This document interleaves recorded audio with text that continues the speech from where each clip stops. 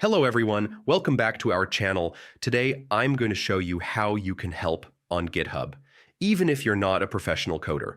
Contributing to open source is easier than you think, and by the end of this video, you'll know exactly how to make your first contribution with confidence. Let's dive in. First, create your GitHub account. Head over to github.com and sign up for free. Add your name, profile picture, and a short bio. This helps project owners know who you are when you start contributing. Next, find a project you'd like to help with. You can explore GitHub's trending section or look for issues labeled Good First Issue. There's also a site called goodfirstissue.dev that lists beginner-friendly projects. My advice, pick something you actually use or care about because it'll keep things fun and motivating. Now let's talk about the different ways you can contribute. You don't need to be a coding expert. You can fix small bugs or improve code, update documentation or tutorials, test features and report issues, help with translations, or even contribute design ideas like icons or user interface improvements. Whatever your skills are, there's always a way to add value.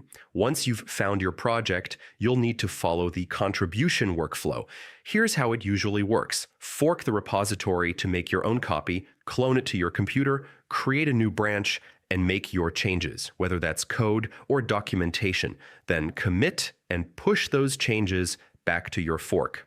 Finally, open a pull request, often called a PR, to ask the project maintainers to review and merge your work. It might sound technical at first, but once you do it once or twice, it becomes much easier.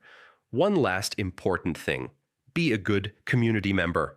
Always read the project's contributing guide and code of conduct.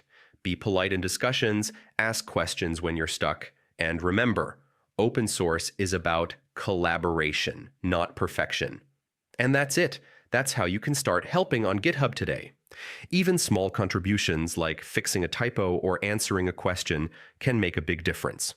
So don't wait. Pick a project and get started.